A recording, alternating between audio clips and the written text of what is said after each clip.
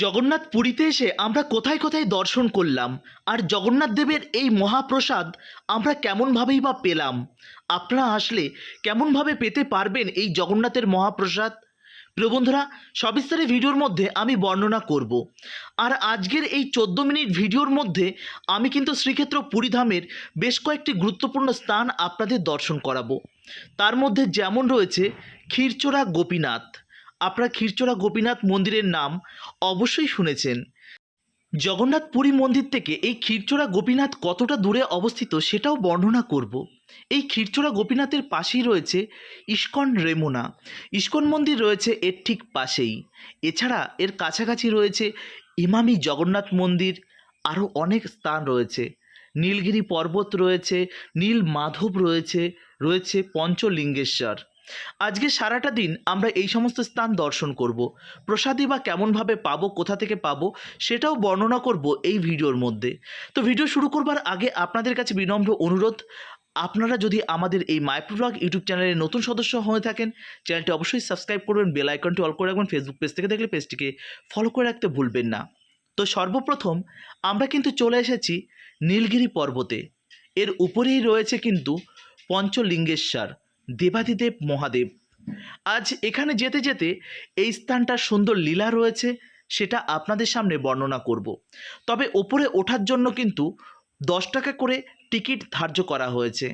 তবে মনে রাখবেন, এখানে ওঠার জন্য কিন্তু 10 টাকা টিকিট নয়, ওপরে গিয়ে জুতো রাখার জন্য যে টিকিট সেটা, এবং এখানকার ট্যুরিস্ট চার্জ হিসাবে ওরা এটা করে থাকেন। যাই হোক, ওপরটা কিন্তু বেশ খাড়া পাহাড়।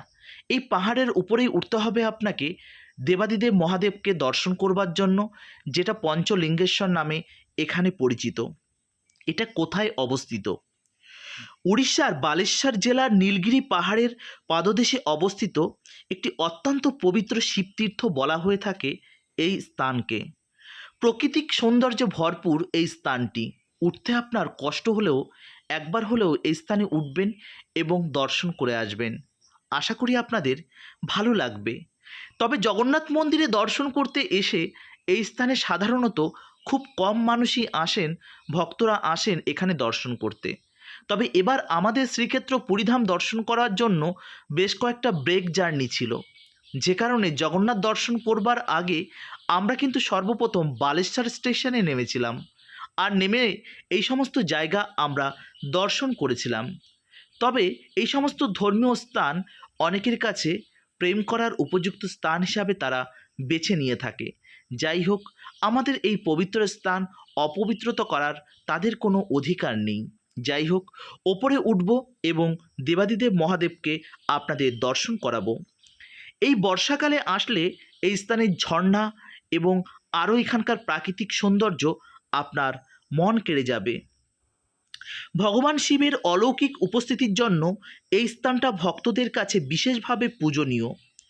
পঞ্চ অর্থাৎ 5 এবং লিঙ্গেশ্বর অর্থাৎ শিবলিঙ্গ। এখানে পাহাড়ের ঝর্ণা, জলের নিচে ভগবান শিবের 5টি শিবলিঙ্গ অবস্থান করেছে। এই বর্ষার সময় আপনি যদি আসেন, এখানে কিন্তু অনেক ঝর্ণা আপনি দেখতে পাবেন এবং জলের মধ্যে হাত ডুবিয়ে পঞ্চলিঙ্গেশ্বর দেবাদিদেব মহাদেবকে আপনি স্পর্শ করতে পারবেন। বছরের সব সময়ই লিঙ্গের জলের নিচে থাকে, যার জন্য তীর্থযাত্রীদের এখানে কিন্তু ভগবানকে দর্শন করতে হলে হাত দিয়ে স্পর্শ করতে হয়।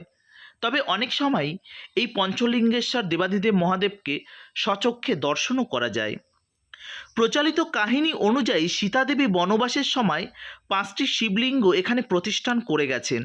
এছাড়া আরও অনেক লীলায় আছে যে পঞ্চপাণ্ডব অজ্ঞাতবাসের সময় এখানে এসে শিবের আরাধনা করেছিলেন এবং 5টি শিবলিঙ্গ স্থাপন করেছিলেন।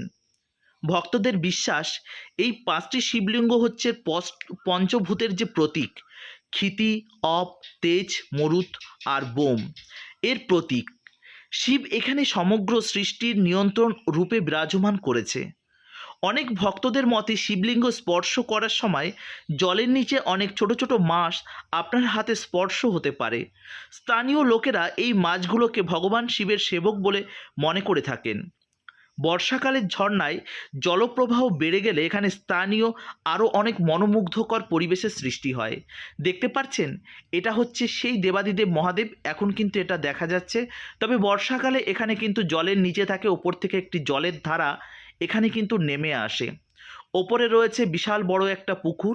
তবে এখানে কিন্তু বুনো হাতির দল এখানে মাঝে মধ্যেই এখানে এসে হামলা করে, যে কারণে উপরে যে পুষ্করটি রয়েছে সেই পুষ্করে অনেক সময় ভক্তদের যেতে দেওয়া হয় না।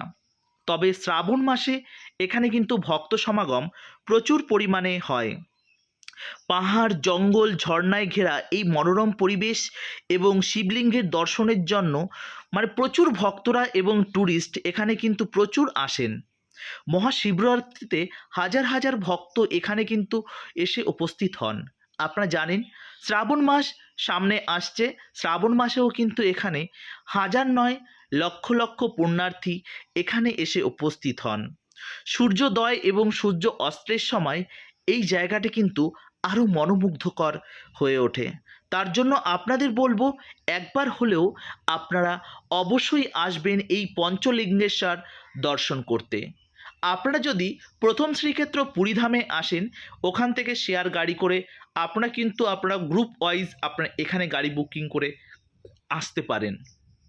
এটা কিন্তু শ্রীক্ষেত্র পুরী মন্দির থেকে অনেকটাই দূরে। এই আসার পথে আপনারা অনেক জায়গা দর্শন করতে পারবেন। ক্ষীরচোরা গোপীনাথ, সাক্ষী গোপাল, আপনার রয়েছে ইমামি জগন্নাথ মন্দির, ইস্কন মন্দির, আরও রয়েছে নীলগিরি পর্বত, নীলমাধবকে দর্শন করতে পারবেন। আরও অনেক জায়গা রয়েছে। এই স্থানে আস্তে আস্তে আপনারা কিন্তু দর্শন করবেন। তাহলে আপনাদের এখন দর্শন করালাম কোথায় বলুন তো? পঞ্চলিঙ্গেশ্বর, যেটা কিন্তু আপনার বালেশ্বর স্টেশন থেকে বেশি দূরে অবস্থিত নয়। আপনি যদি বালেশ্বর স্টেশনে নামেন, সেখান থেকে অটো ধরে আপনি কিন্তু এই কয়েকটা জায়গা আপনারা দর্শন করতে পারেন। পঞ্চলিঙ্গেশ্বর আরও দর্শন করতে পারেন আপনারা, ক্ষীরচোরা আরও দর্শন করতে পারেন, ইস্কন মন্দির, নীলগিরি পর্বত এরকম, এবং ইমামি জগন্নাথ মন্দির, এই সমস্ত জায়গা আপনারা কিন্তু দর্শন করতে পারেন। স্টেশন থেকে বেরিয়ে আপনার যে সমস্ত টোটো বা অটো দাঁড়িয়ে থাকে, টোটো করবেন না, অটো করে নেবেন। যে সমস্ত অটো দাঁড়িয়ে থাকে সেই অটো বুকিং করবেন না, একটু বাইরে বেরিয়ে আসবেন, সেখানে একটুখানি আগেই দেখতে পাবেন আপনারা অনেক অটো দাঁড়িয়ে আছে। সেই সমস্ত অটোতে বুকিং করবেন। বুকিং করলে আপনার মোটামুটিভাবে 1000 থেকে 1200 টাকার মধ্যে সারাটা দিন আপনাকে কিন্তু ওরা ঘোরাবে। দরদাম করে নেবেন।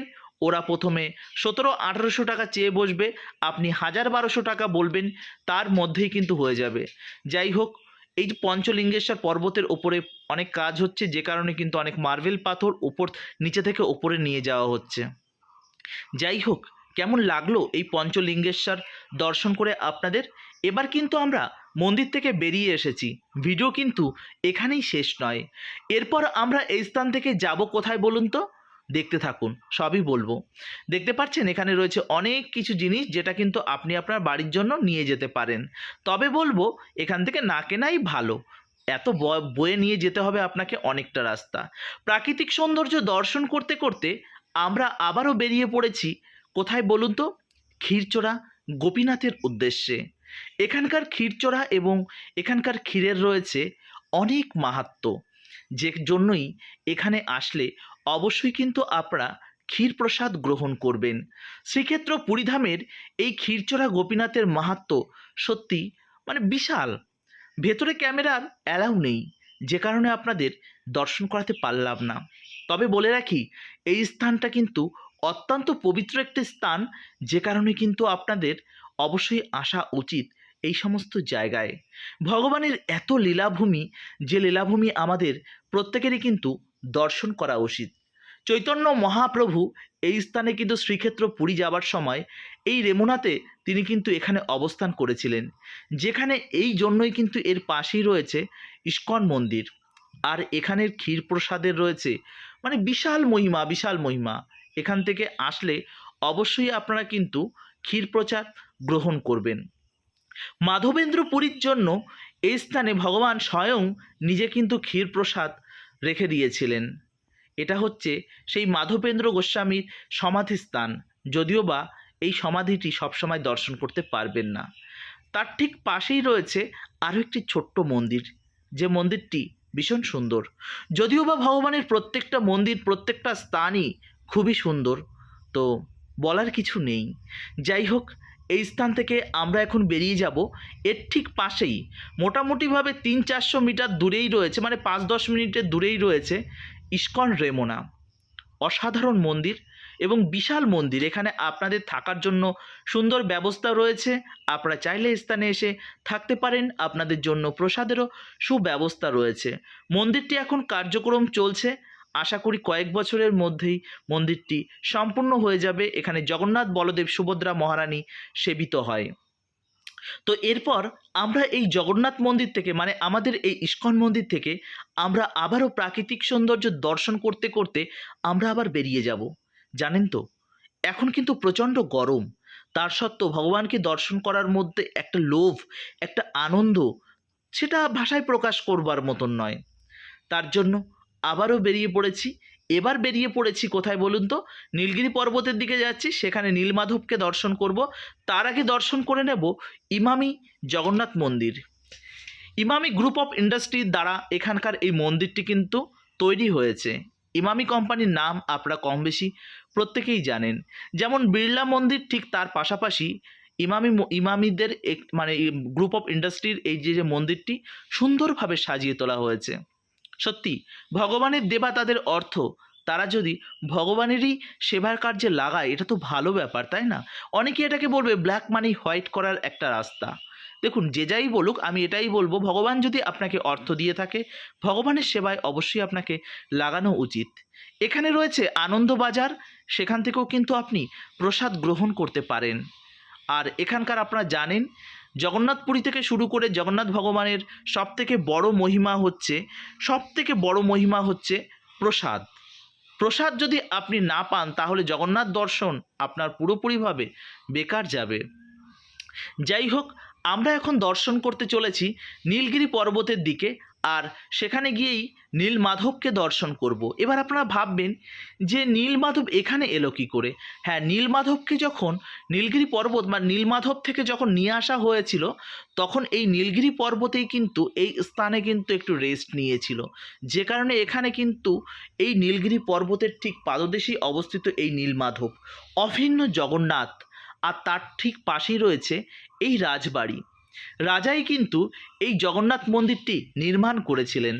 এই জগন্নাথ মন্দিরটি আপনারা দর্শন করতে আসবেন। এখানে কিন্তু মানে জগন্নাথ পুরীতে যেদিন রথযাত্রা হয়, তার ঠিক পরের দিন এখানে কিন্তু রথযাত্রা হয়। আর সেই রথযাত্রার জন্যই কিন্তু এখানে রথ তৈরির কাজ চলছে বেশ জোর কদমে। হাতে গোনা আর মাত্র কটা দিন। আর এখান থেকেই আমরা কিন্তু আজ পেয়ে নিয়েছিলাম জগন্নাথ মহাপ্রসাদ। আর এই জগন্নাথ মহাপ্রসাদ এখানে কিন্তু 70 টাকা করে নেয়। 70 টাকায় আপনি যতটা পারেন প্রসাদ পেতে পারেন। অনেক কিছু ছিল, অন্ন, মিষ্টি ডাল, আরও একটি ডাল, মিক্স সবজি, একটু মানে কি বলবো, অনেক কিছু, অনেক আইটেম ছিল, যেগুলো মানে খেয়ে শেষ করা যাবে না। 70 টাকায় এত প্রসাদ সত্যি ধারণার বাইরে। আপনারা আসলে অবশ্যই এখান থেকে প্রসাদ পেতে পারেন, চিন্তার কোনো কারণ নেই। দেখতে পাচ্ছেন জগন্নাথ মহাপ্রসাদ পেয়ে আমাদের মনের মধ্যে সারাদিনের ক্লান্ত নিমেষের মধ্যে দূর হয়ে গেছে। এবার এখান থেকে আমরা প্রসাদ পেয়ে টান চলে যাব আমরা এখান থেকে বালেশ্বর স্টেশনে। সেখান থেকে আমরা কিন্তু আবারও ফিরব আমাদের গন্তব্যস্থল শ্রীধাম মায়াপুরের উদ্দেশ্যে। যাই হোক, আজকের মতন এই পর্যন্তই। পরবর্তী ভিডিওর জন্য অবশ্যই আপনারা অপেক্ষা করবেন।